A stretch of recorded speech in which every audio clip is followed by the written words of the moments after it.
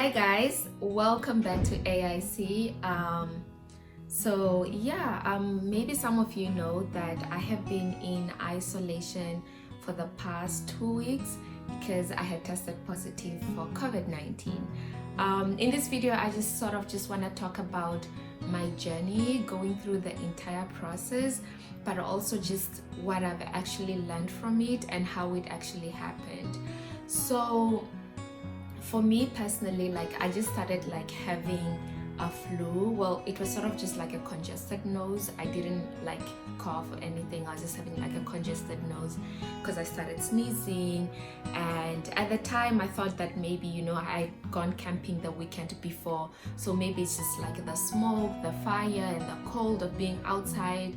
So I didn't think that I needed to go for testing. But either way, the next day when I woke up and I realized that my nose was really congested, I decided to call the health clinic, the school health clinic. So I called them and I asked them, oh hey, this is what's going on. Is it possible that maybe I don't know what to do? Should I come in for testing? Should I come in for medication? Maybe it's just maybe a normal flu, because it's also flu season right now, so you can wait. If you have any other symptoms going on, whether it's a cough or a sore throat, then you can come in for a test. It's yeah, sure. So I spent almost 5 days just going on about with my daily life, and then one day I went to work. I was working at the library because I'm a student manager there, and so my colleagues started kind of getting worried because I started coughing at work, but it was a dry cough, just something it's in my throat or something like that. And so they got worried, and we're talking about COVID-19 symptoms, and they gave me a sanitizer bottle to smell, and I couldn't smell anything. But also I had a congested nose, so it made sense that I couldn't smell the sanitizer. But then we just got more worried, and I decided to leave work early and just sort of go to my room. And then the next day I woke up, I called the clinic, they told me to come in for a testing, and they take 2 tests, one to the lab and one to the hospital. The hospital one is very fast. I think after 2 hours they called me that unfortunately I tested positive and I needed to go in isolation, but I also needed to give them people that I've been in contact with for more than 15 minutes, probably not social distancing and stuff. And so it's mainly my friends. It was mainly 4 or 5 people that ended up in quarantine because of they were exposed to me. And so that is that. And I went to live in an apartment on campus. It was not bad. It was a full apartment, so I even got an opportunity to cook and just take a break from cafeteria food. So that was really amazing. But I guess the main purpose of this video is just to sort of just talk about my experience being in isolation and sort of what I've learned from it. So when I went in isolation, people were texting me and checking up on me. But when I was chatting to one of my friends, I call her my spiritual buddy, because we are very in touch when it comes to our spiritual growth and stuff. And so we're talking back and forth, and I said, hey, look, I think there's a bigger purpose as to why God brought me here in this isolation. I think there's a bigger purpose beyond me being tested positive for COVID-19. Sickness is not my word, but also I know that God works in mysterious ways. So maybe it had to take a positive diagnosis for me to be isolated from the rest of the world, to uncover and discover certain stuff about myself and the life that I'm living. And I'm going to find out. That's what I told her. And she was just she's really proud of the self-awareness from that, and just how I intentionally want to grow myself. And so yeah, I was in isolation, and one thing for sure is resilience. I think being tested for COVID, positive for COVID, is obviously not something that you want, but so at the time I wanted to please be lenient on me, my professors and everything, but life is going on. I needed to be on top of my work. I needed to keep going with other stuff, and one really thing was my mentoring job. I mentor on campus, and the day I was supposed to mentor my mentees, it's the day I tested positive and had to move, so I rescheduled. But when I rescheduled initially, I really just wanted to cancel like everything for that week. I was just, it's just different structure, being indoors and having to do everything virtually and online. It was just a bit draining. And so I almost canceled everything with them.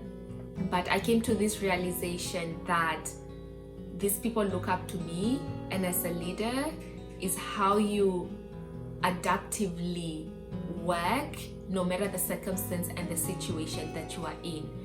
And so for me, I had to learn resilience. I had to tell myself, you know what, Rachel, you are a leader. You are someone, as much as you are discovering yourself, you are someone people look up to. And maybe this is a test to see how you can work when you're in circumstances of darkness. And so I contacted them, and I ended up meeting up with all of them. We talked about our goals. We talked about all the other things that we needed to talk about, and I was okay. And for me, this was a pivot point. It was just a realization that I needed to keep going with all my other commitments, even though I was in isolation. And that kept me being really just not productive, but also being positive that, obviously this is happening for a reason, and I am not going to feel like I'm special or like I need extra leniency just because I'm in isolation. And so this was major for me. It was major because not just with that, even with my other jobs as a student manager in the library, I contacted my supervisors for virtual projects, and they gave me virtual projects to work on, and that was huge. I talked to a few friends, I caught up with a few friends, and it's just that ability to keep pursuing and to just keep going in situations that people normally do not expect you to.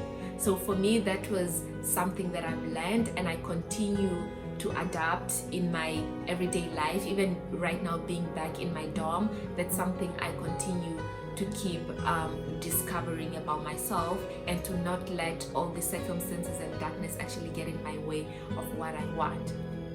So I discovered a lot about who I am, because one thing for sure, I always ask myself, who am I and what do I want? The what do I want part is very easy to answer because we all have goals, we have all the things that we want in life. But who am I part is very difficult sometimes, But one thing I've realized is that who I am really changes every time. But one major foundation of my identity is the fact that I am a child of God, and my spirituality. My spirituality makes up a huge part of who I am, and that doesn't change, as much as everything else can change. So I discovered this. I discovered just a lot of things about my identity, about how I live my life, and the impact of either my thoughts, my actions, and how to manifest the life that I truly want. So just on the whole concept of discovery, it is uncovering certain stuff about yourself, even those stuff that you don't want to face as an individual. Looking at, I need to be vulnerable, to be open about who I am, look at some of my weaknesses or my flaws, what I need to unlearn, what I need to relearn, but also appreciate my strengths, appreciate who I am, and that no matter what I do, my greatest foundation of my identity is in the fact that I'm a child of God. This was major for me, and it was a discovery that, I think was important in this time of my life. So just on the whole idea of discovering myself, what are my thoughts? What do I think about on a daily? How is that growing me or impacting those around me? Are my thoughts positive? Are they negative? Do I focus more on what I don't want rather than what I want, even though I'm probably declaring good things in my life? Am I manifesting them with my thoughts? So this is something that I had to ask myself, and I discovered a lot of things, how I have this entire disconnection between what I think about and what I want. So getting in tune with myself and reflecting heavily on that, I was able to actually learn so much about myself and few things that I needed to work on. Mindfulness. How do I mind what I'm thinking about? And so for me, I also just started meditating, I started meditating, I started declaring, I started manifesting things, visualizing things, being aware, not just of myself, but of like things happening around me. And so for me, this is huge, it was a discovery process, but it was also something that was like, this is something that I need to work on to be in a good space mentally, and just also for me to reach my purpose. But then again, purpose is dynamic. It's the same way I say that every day you have an opportunity to grow and be a different version of yourself, is the same way I believe that your purpose or your life calling is very dynamic. Each and every day you deserve to live a life that helps you live out your purpose. Your purpose is not necessarily something that's happening 10 years from now on. Each and every day you are living out your purpose, and all the encounters, all the situations, all the circumstances are placed in there because you have that specific purpose that you need to live out. And for me, that's what I mean by that. Purpose is not static, that it's actually very, very much dynamic. And for me, right now, that's the mantra or the concept that I'm living on, that each and every day I have an opportunity to make the best out of it, and each and every situation contributes to that. Every day I'm growing. And so being here right now, I've learned a lot about gratitude. Generally, I'm a very grateful person. For me, gratitude is the greatest practice of my spirituality. I'm very thankful. I try to look for the positive things out of situations, out of people, out of places, but what actually this journey helped me discover was that I needed to go back into that and even deeper, because I think since this semester started, I was reaching a point where I am very drained and looking forward to starting a new life after graduation, but I realized that instead of me focusing so much on what's going to happen 8 months from now on, I should live my life right now. This specific moment, life is happening to me, and it's my choice to dive in or not. And so for me, that was a discovery point. Practicing gratitude, still being thankful, being aware that I'm here, maybe with certain privileges that I never thought I would have. Not even just the privileges, just the gift of being alive, the gift of pursuing my goals, the gift of actually knowing who I need to be. For me, that's something that I'm always grateful for.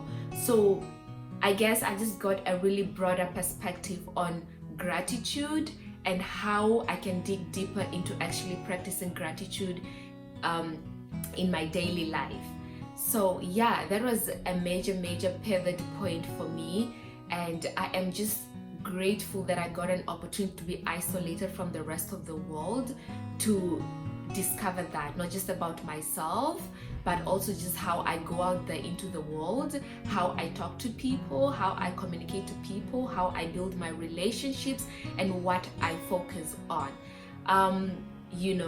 And I guess like Parker Palmer said that really life should be about you living your life from the inside out and not from the outside in. And I think being in isolation helped me live out that, because we spend so much time focusing on external world, external validations, external like society's expectations on who they want us to be. But you need to live from inside out. Are you listening to yourself, and are you letting your spirits talk to you? Are you listening to what the voice inside is saying, or you want your life to listen to you from the outside? This is something that I really discovered in my isolation moment, and it was just beautiful. It was like an awakening period. It was like an awakening when you have that aha moment, like, oh wow, this is deep, so yeah, I think I've really learned and I've grew spiritually being in isolation, and I am recovering well. I recovered because I'm out of isolation. But yeah, in terms of like, physically, I'm well. I don't have flu symptoms. I'm back to my dorm, I'm going to my classes, and I'm just continuing with life as normal. And definitely being safe and taking care of myself and taking care of people around me, and being responsible in terms of not just for my own health but for the health of others as well. So yeah, thank you guys for coming to this video. This is just something that I wanted to shoot, to just give my experience, my COVID-19 experience, and just sort of like to let you guys know that you can always get something out of what you're going through, because everything is happening right now in this present moment for a purpose, for a reason, and it's your choice to discover that at all times. In chaos, in darkness, whatever it is, discover that. Yeah, thank you guys.